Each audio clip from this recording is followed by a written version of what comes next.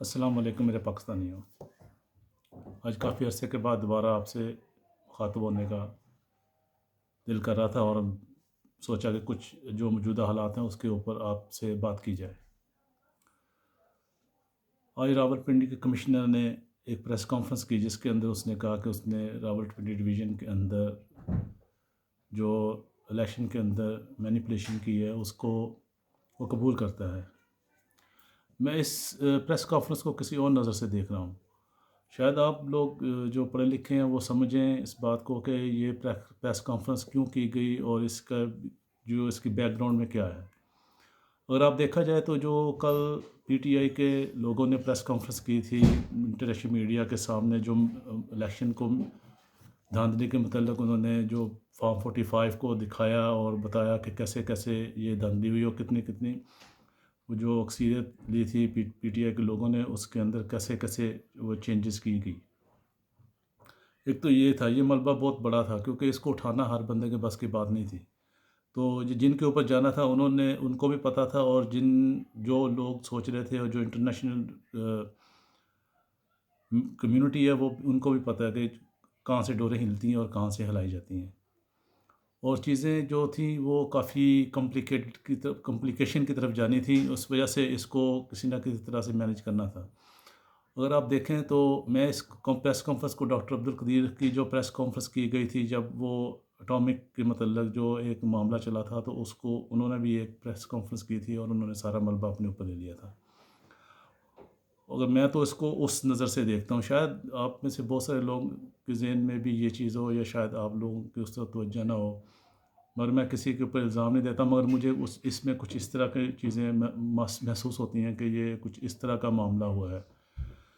تو مسئلہ یہ ہے کہ ایک سے یہ راولپنڈی ڈویژن کا مسئلہ نہیں ہے، یہ پورے پاکستان کا معاملہ ہے. تو ابھی جو کمشنر صاحب نے الزام لگایا چیف جسٹس کے اوپر اور الیکشن کمشنر کے اوپر کہ وہ بھی اس کے اندر ملوث ہیں، اور چیف جسٹس آف پاکستان جو ہے وہ بھی اس کے اندر ملوث ہیں. تو ابھی میں نے کچھ دیر پہلے ٹی وی دیکھ رہا تھا، تو اس کے اندر چیف جسٹس صاحب کا ڈینائل آ گیا. انہوں نے کہا کہ انہوں نے کوئی ثبوت نہیں دیے، یا یہ الزام ہے کوئی بھی میرے اوپر الزام لگا سکتا ہے، کوئی چوری کا الزام لگا سکتا ہے. بالکل لگا سکتا ہے، میں لگا سکتا، کوئی بھی بندہ اٹھ کے کسی کے اوپر بھی الزام لگا سکتا ہے. اور میں تھوڑا سا اس کو کسی اور نظر سے بھی دیکھ رہا ہوں. اگر آپ دیکھیں تو جب عمیر نیازی نے کیس کیا تھا لاہور ہائی کورٹ کے اندر، یہ جو آر اوز کے متعلق ڈی آر اوز اور آر اوز جو ہے یہ عدلیہ سے لیے جائیں، یہ جو انہوں نے جو مینجمنٹس لیے ہیں، جو کہ لوکل ہماری مینجمنٹ ہوتی ہے، جو اے سی یا ڈی سی اس لیول کے جو لوگ ہوتے ہیں، جو بیوروکریٹ ہوتے ہیں، ان میں سے لیے گئے تھے. تو چیف جسٹس صاحب، شاید آپ کو معلوم ہوگا کہ آپ نے اس کے اوپر ایک ایکشن لیا تھا، اور عمیر نیازی کو آپ نے توہین عدالت کا نوٹس سرو کیا تھا، اور آپ نے کہا تھا کہ یہ آر اوز جو ہیں یہ صحیح ہیں. تو اس سے بڑا اور ثبوت کوئی میرا خیال تھا نہیں. اگر آپ اس کے اوپر غور کرتے تو شاید آپ کو یہ بہت بڑا ثبوت تھا. اگر یہ ان لوگوں کے لیے جن کے پاس اللہ تعالیٰ نے سمجھ اور بوجھ دی ہے، اور وہ سوچ سکتے ہیں کہ یہ کس طرح سے چیزیں مینیج کی جاتی ہیں. کیونکہ افتخار چودھری صاحب کے بھی اوپر ایک الزام آیا تھا کہ جو آر او کا الیکشن تھا، وہ میرا خیال شاید 2013 کے الیکشن کے اوپر وہ بات کر لوگوں نے اس وقت سوال اٹھایا تھا. تو وہی سوال ابھی بھی اٹھایا ہے، جو کہ کمشنر نے الزام لگایا ہے. تو کمشنر ایک بگ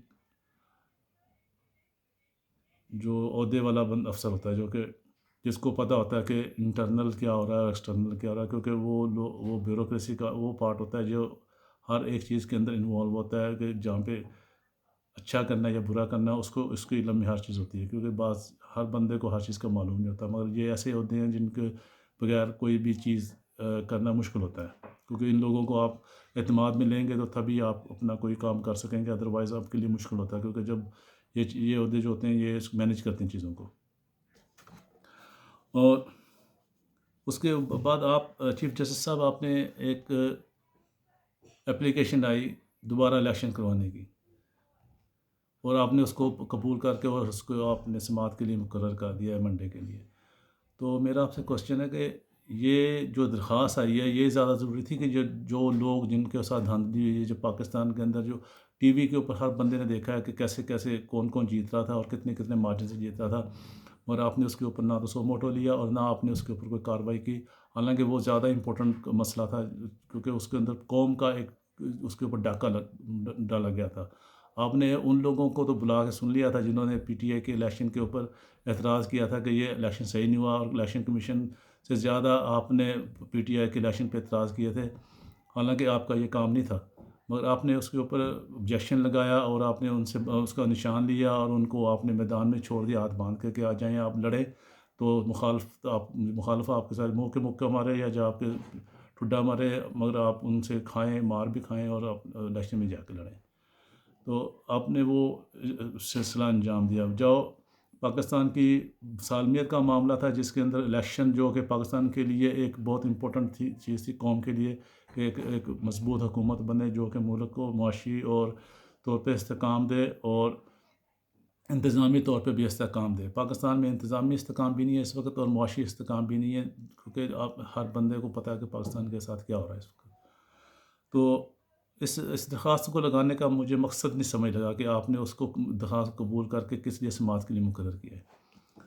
اس کے پیچھے یا تو یہ ہو سکتا ہے کہ دوبارہ الیکشن کروائے جائیں تاکہ جو چیزیں مینیج نہیں ہو سکی فرسٹ اس کے ٹینیور کے اندر، جو آپ نے ابھی جو الیکشن ہوا اس کے اندر جیسے فارم 45 دے دیے گئے، بعد میں احساس ہوا کہ وہ ہم نے تو غلطی کر دی کیونکہ یہ تو لوگوں کا فارم 40 سے تو یہ لوگ جیت گئے ہیں، تو اس کو اب چینج کر کے تو فارم 47 میں کنورٹ کیا گیا گڑبڑ کر کے، تو آپ نے ان کو ابھی تو نوٹیفیکیشن بھی بہت ساروں کے جاری ہو چکے ہیں جو کہ مینیپولیٹڈ الیکشن تھا، جو سیٹس جو ہروائی گئی ہیں پی ٹی آئی کو اس کے اندر نوٹیفیکیشن جاری ہو چکے ہیں، اور ابھی شاید اس وجہ سے دوبارہ مجھے نہیں پتہ، میں in advance can't say any thing, but جو نظر آ رہا ہے کہ جس طرح کی چیزیں عدلیہ سے آ رہی ہیں، جس طرح کے فیصلے آ رہے ہیں، اس سے یہی لگتا ہے کہ شاید دوبارہ الیکشن ہو جائیں اور جو چیزیں فرسٹ الیکشن کے اندر مینیج نہیں ہو سکی اس کو ہم دوسرے الیکشن کے اندر مینیج کر سکیں، تو شاید یہ بھی ایک سوچ ہو سکتی ہے، مگر دلوں کا حال اللہ کو پتہ ہے۔ اور دوبارہ ایک چیز اور بھی ایسے ہے کہ یا پاکستان کو کس طرف لے کے جانا چاہتے ہیں، کہ پاکستان کو آپ کسی کو احساس نہیں ہو رہا کہ پاکستان کس طرف جا رہا ہے؟ کیا دنیا کی کوئی قوت ایسی ہے جو کہ اتنی بڑی تعداد میں ایک پاپولیشن رکھتی ہو اور وہ ملک جو ہے وہ ڈیفالٹ کی طرف جا رہا ہو؟ کبھی ہسٹری میں ایسا ہوا ہے کہ دنیا کی کوئی پوری ہسٹری میں کبھی ایسا ہو گیا اتنی 24 اور 25 کروڑ لوگوں کا ملک اور اتنا بڑا ملک اور ہر وسائل اس کے پاس ہو اور وہ ڈیفالٹ کرنے کی طرف جا رہا ہو، اور اس کو جو کنٹرول کرنے والے ہیں، جو اس کو مینیج کرنے والے ہیں، وہ سمجھ نہیں رہے کہ ہماری ترقی تو ملک کے ساتھ ہے، کہ رشیا اپنے آپ کو سروائیو کر گیا جب اس کی اوپر برا وقت آیا ہے، تو کیا وہ سروائیو کر گیا؟ وہ نہیں سروائیو کر سکا۔ آپ کو پتہ ہے کہ اب رشیا کی کتنی کنٹریز بنی ہوئی ہیں، تو شاید میرا خیال آپ لوگوں کو اس چیز کا احساس نہیں ہے، یا آپ کی شاید جو پریورٹیز وہ کچھ اور ہیں، یا آپ کے پاس اتنا کچھ آپ نے اپنا مینیج کر دیا ہے کہ آپ پاکستان رہے یا نہ رہے آپ کو فرق نہیں پڑے گا، کیونکہ آپ کی شاید دنیا کے اور ملکوں کے اندر آپ کی اتنی پراپرٹیز ہوں کہ آپ وہاں پہ اپنی زندگی سکون سے گزار سکیں، عزت سے نہیں گزاریں گے مگر شاید سکون سے گزار سکیں۔ اور دوسری چیز ہے کہ یہ جو پی ٹی آئی کے ساتھ ہوا الیکشن کے سے پہلے 2 سال سے یا 1.5 سال سے جو کچھ بھی ہوتا رہا ہے، کیا کبھی کسی نے احساس کیا کہ یہ کس لیے ہوتا رہا ہے اور کس لیے کس قسم کے حربے استعمال کیے گئے؟ مجھے وہ نبی صلی اللہ علیہ وسلم کا دور یاد آیا تھا جب مکہ کے اندر انہوں نے اسلام کا نبوت کا دعویٰ کیا اور انہوں نے مکہ والوں کو اسلام کی طرف بلایا، تو جو مکہ کے لوگ تھے وہ طاقتور جو سردار تھے انہوں نے ڈینائی کیا اور انہوں نے نبی صلی اللہ علیہ وسلم کو ہر قسم کی تکلیف دی، اور پھر اس کے بعد کیا ہوا، جو لوگ تھوڑے بہت مسلم ہوئے بھی ان کو پھر انہوں نے تشدد بھی کیا، ان کے ساتھ جو ظلم کیا، حضرت بلال رضی اللہ عنہ اور اس طرح کے بہت سارے اور صحابہ، عمار جو فیملی تھی وہ ان کے ساتھ جو ہوا، یہ وہ لوگ غریب لوگ تھے جو کہ غلام تھے یا بہت کمزور تھے، مگر کفار مکہ کیونکہ وہ طاقتور تھے جو سردار تھے، اور انہوں نے اپنے ظلم کی ہر انتہا ان کے اوپر کی، اور انہوں نے اپنی طاقت کو اتنا استعمال کیا کہ وہ بجائے کہ وہ دکھوں کا مداوع کرتے، وہ تکبر اور غرور اور طاقت میں اتنے زیادہ آگے چلے گئے کہ انہوں نے کسی کی پرواہ نہیں کی، اور ایک وقت ایسا آیا کہ مسلمانوں کو وہاں سے ہجرت کرنی پڑی، اور جو تھوڑے بہت تھے وہ بھی اس کے بعد ہجرت کر کے مدینہ چلے گئے، اور اس طرح کچھ معاملات ہوا۔ اور اللہ تعالیٰ نے پھر کیا کیا؟ اللہ تعالیٰ نے جب اپنا نظام چلایا، اللہ تعالیٰ نے کیونکہ مسلمانوں کو قوت اور طاقت دینی تھی، تو اللہ تعالیٰ نے ان کو طاقت دی، اور وہ لوگ پھر فتح مکہ کی شکل میں دنیا نے دیکھا کہ وہ لوگ جب آئے فتح مکہ کے لیے، وہ جو کمزور پسے ہوئے جن کے اوپر ظلم ہوا تھا، اور وہ لوگ پھر طاقت میں جب آئے تو اللہ تعالیٰ نے ان کو طاقت بھی دی اور ان کو فتح بھی دی۔ تو مجھے بھی کچھ اس طرح کی مماثلت، میں اس کو کمپیئر نہیں کر رہا نبی صلی اللہ علیہ وسلم کے اور صحابہ کے ساتھ، نعوذ باللہ، نہ میری اتنی اوقات ہے، کیونکہ وہ ان کا مقام اور ان کا جو اللہ تعالیٰ نے رتبہ ہے وہ اتنا زیادہ ہے کہ ہم ان کی جوتوں کی خاک کے برابر بھی نہیں ہیں۔ میں کسی کو ان کے ساتھ کمپیئر نہیں کر رہا، مگر میں پی ٹی آئی کے جو حالات پیدا کیے گئے، میں صرف اس کو کمپیئر کر رہا ہوں کہ کیا یہ جو موجودہ پاکستان کے طاقتور لوگ ہیں جو بھی ہیں، میں نے کسی کو اپنی آنکھوں سے نہیں دیکھا، مگر جو پاکستان کے اندر ہوتا رہا ہے، ہم نے وہ اپنے آنکھوں سے دیکھا ضرور ہے۔ کون کر رہا تھا یہ جن کرنے والوں کو بھی پتہ ہوگا، اور جنہوں نے کروایا ان کو بھی پتہ ہوگا کہ کون کر رہا تھا۔ اور مجھے قوم کون تھی؟ مکہ والے کون تھے؟ مکہ والے بھی وہ سیم قوم تھی، ایک ہی قوم تھی، ایک ہی لوگ تھے، مگر انہوں نے اپنے لوگوں کے اوپر ظلم کیا۔ تو جو پاکستان کے اندر جو لوگ ظلم کر رہے تھے وہ کون تھے؟ وہ بھی اپنے لوگ تھے، ٹھیک ہے، اور وہ بھی طاقتور تھے، انہوں نے اپنی طاقت کا دکھایا، اور انہوں نے ہر طرح کا ظلم کیا، اور ان کو ہر طرح سے رسوا بھی کیا، ذلیل بھی کیا، ان کی عزتوں کو تاتار کیا، ان کے گھروں کو توڑا، ان کی چیزوں کو توڑا، ان کے کاروباروں کو بند کیا۔ وہ اتنا وہ طاقت اپنی دکھا رہے تھے کہ انہوں نے یہ نہیں دیکھا کہ اللہ کی ذات اوپر بیٹھی، اللہ زمین سے گیا نہیں ہے۔ جس نے وہ مووی بنائی تھی، مجھے مووی جیسی بھی تھی، مگر میں اس کا جو فکرہ مجھے بڑا اچھا لگا تھا کہ اللہ زمین سے گیا نہیں ہے، اور واقعی اللہ زمین سے نہیں گیا۔ اللہ نے پھر اپنی طاقت دکھائی۔ آپ لوگوں نے جن کو ہر طرح سے باندھ کے لوگوں کے آگے پھینک دیا، طاقت کے نشے میں آپ نے سوچا نہیں کہ یہ ہمارے لوگ ہیں، ہم انہی میں سے آئے ہیں، اور یہ ہم ہی سے ہیں، تاکہ ہم ایک ایسا مضبوط ایک پاکستان بنائیں تاکہ ہماری عزت بھی رہے اور ان لوگوں کی بھی عزت رہے۔ اور اللہ تعالیٰ نے جب اپنا نظام چلایا تو انہی لوگوں کو اللہ تعالیٰ نے طاقتور بنا دیا، جن کو آپ نے ذلیل کیا، رسوا اپنی طرف سے کیا، ان کو ہر طرح سے تشدد، ظلم، جیلیں دی، ماریں کھائیں، سارا کچھ کیا۔ اس کے بعد جو اللہ نے ان کو جب ووٹ کی طاقت دی، اور انہوں نے اپنے ووٹ سے پھر وہی طاقت حاصل کی جو کہ ہمارے نبی کو اللہ تعالیٰ نے دی تھی، ہم مسلمانوں کو دی تھی۔ اللہ تعالیٰ نے وہی طاقت پھر پاکستان کے ان لوگوں کو دی جن لوگوں کو آپ نے ظلم اور جبر کے ساتھ دبایا ہوا تھا۔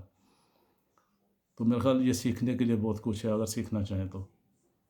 کیونکہ اللہ اپنی طاقت کسی کے ہینڈ اوور نہیں کرتا۔ اللہ کی طاقت ہمیشہ قائم رہنے والی ہے اور ہمیشہ رہے گی۔ میرے خیال آپ آج کے لیے اتنا کافی ہے، مگر سوچیں کہ یہ پاکستان ہے، ہم ہی لوگ ہیں، ایک دوسرے کے کوئی بہن بھائی ہیں، کوئی عزیز و کار رشتہ دار ہیں، سارے ایک دوسرے کے ساتھ ہیں۔ طاقت بڑے بڑے ہمارے یہاں پہ آئے چلے گئے، کوئی بھی نہیں رہے گا اللہ کا نام۔ تو آپ سوچیں، اور چیف جسٹس صاحب آپ کے اوپر بہت بڑی ذمہ داری ہے۔ آپ نے اللہ کی عدالت میں جا کے سب سے پہلے جو آپ سے حساب ہونا ہے، باقی لوگوں کو اللہ تعالیٰ جب پوچھے گا وہ تو اسی وقت پوچھے گا، مگر آپ کو پہلے کھڑا کیا جائے گا کہ میں نے آپ کو ایک ایسی کرسی دی تھی جس کے اوپر بیٹھ کے آپ نے انصاف کرنا تھا، کہ آپ نے انصاف کیا کہ آپ لوگوں کی پگڑیاں اچھالتے رہے اور تذلیل کرتے رہے۔ اللہ پاکستان کا حامی و ناصر ہو، پاکستان پائندہ باد۔ اللہ حافظ۔